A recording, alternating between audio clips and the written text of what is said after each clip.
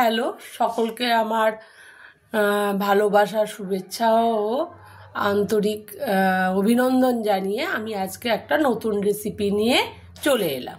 খুব সহজ এবং খুব অল্প সময়ের মধ্যে, আর হচ্ছে টেস্টি, প্লাস হচ্ছে অনেক সময় মাছ মাংস নিরামিষ আমিষ খেয়ে খেয়ে মুখটা যখন মানে মেরে যায়, তখন হচ্ছে এই রান্নাটা করে খেলে অন্তত খুব টেস্টি লাগবে।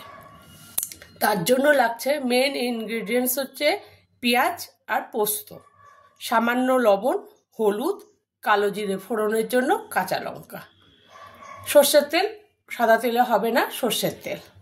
চলুন যাই এবার তাহলে রান্নাটা শুরু করি। করিয়ে নিলাম।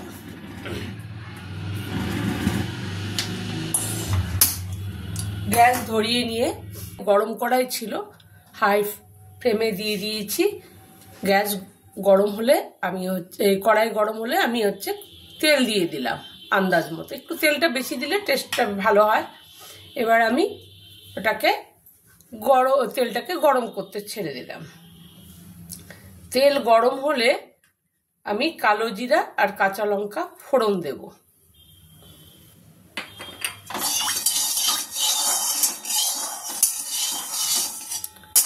আর পেঁয়াজটা যে যার বাড়ির পরিমাণ মতো, যার যতজন ক্যান্ডিডেট সেভাবে করবেন। যেহেতু আমরা দুইজন, আমি 7-8টা ছোট পেঁয়াজ নিয়েছি কুচি করে। কুচিটা হচ্ছে এরকম হবে, এই যে এই টাইপের কুচি হবে, খুব মিহি কুচি নয়। হ্যাঁ, এরকম কুচি হবে, 2 ভাগ করে দিয়ে। এবার তেল গরম হয়ে গেছে, আমি কাঁচা লঙ্কা আর কালো জিরে ফোড়ন দিয়ে দিলাম।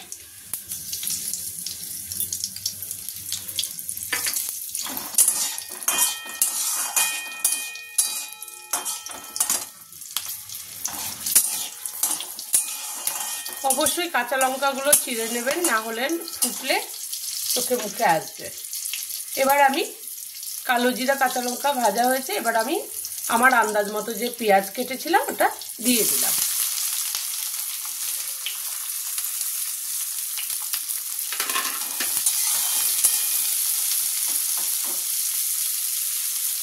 একটু খুন্তি দিয়ে এরকম করে পেঁয়াজগুলো দিয়ে, এখানে লবণটা খুব কম দিতে হবে, হলুদ লবণটা খুব কম করে দিতে হবে। হলুদ 1 চিমটে না দিলেও হবে, আর লবণটাও খুব কম দিতে হবে।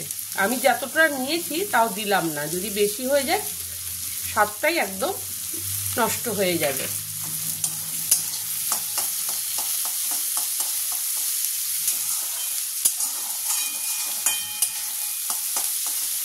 ঢাকা চাপা দেওয়ার কোনো দরকার নেই, এরকম করে আস্তে আস্তে নাড়লে পেঁয়াজগুলো যে আমি কেটেছিলাম সেগুলো আস্তে আস্তে খুলে যাবে।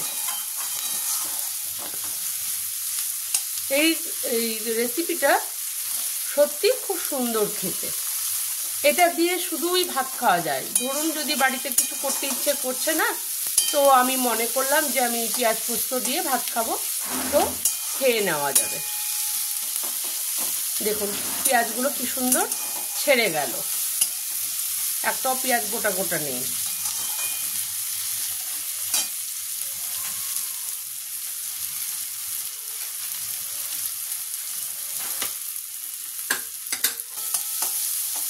আর এখানে একটু পোস্তর পরিমাণটা বেশি লাগে, তেলটা যেমন বেশি লাগে তেমনি পোস্তের পরিমাণটাও বেশি লাগে।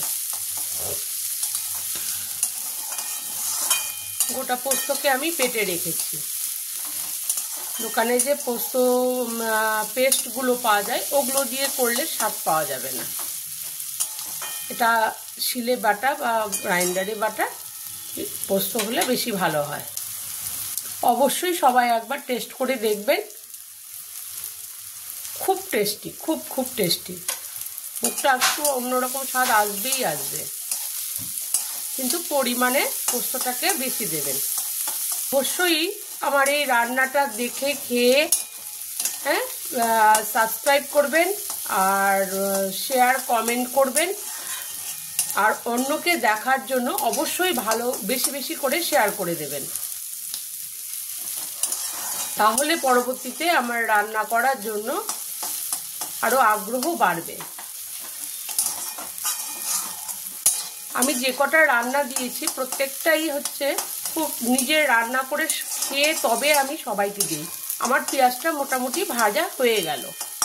এর মধ্যে আমি এবার পোস্তটা দিয়ে দেব।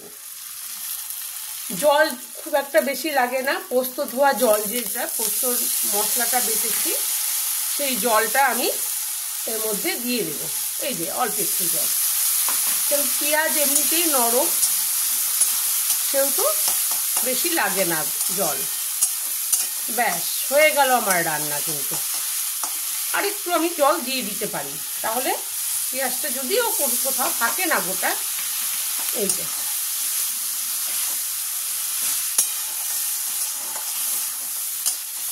রান্না কিন্তু কমপ্লিট। দেখুন কি অল্প সময় লাগলো।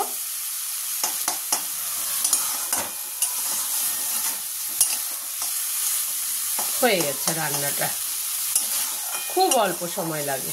আর যেমন অল্প সময় লাগে তেমনি খুব টেস্টি লাগে। Please like, share, comment.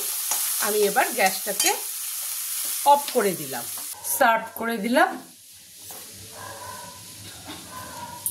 গরম ভাতে খেয়ে দেখুন কত সুন্দর লাগছে দেখতে।